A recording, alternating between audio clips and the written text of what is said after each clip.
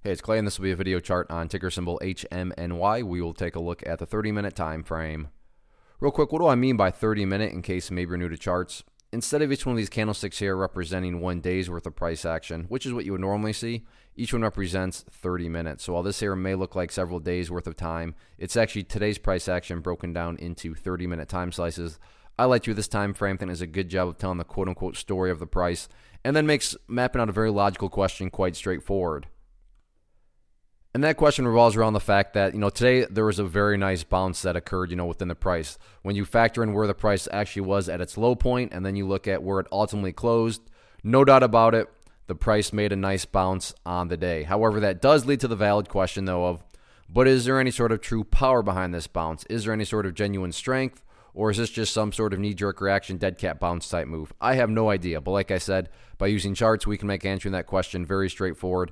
And in my mind, it all revolves around a single area. And that area is down here at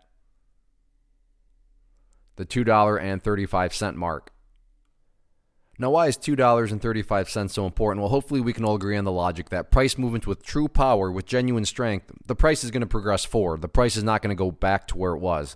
I'm assuming you're saying, hey, thanks, Captain Obvious. Of course, if a price movement is truly powerful, it's not going to go back to where it was. That would be a contradiction. Exactly. So with that in mind, think about 235. Any sort of closes below it, or worse yet, if the price separates to the downside, what would that be doing to the price? That would literally be putting the price right back inside of that range where it was when it was flirting with those lows. Again, going back, not a sign of true strength. Whereas let's say the price pulls back here, behaves in this manner, and then starts to work its way back upwards. What would you have in this situation? Well, you'd have a set of lows right here.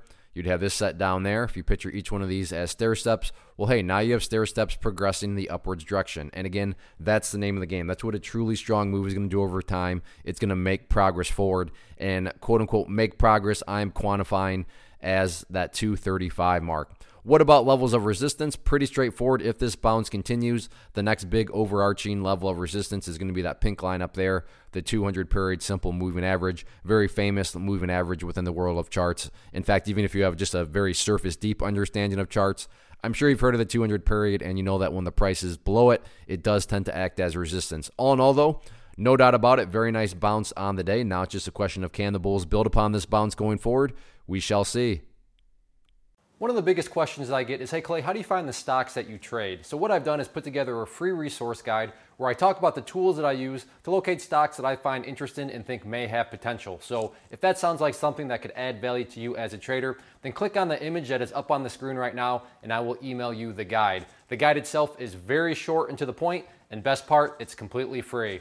Thanks for watching the video. Let me know if you have any questions.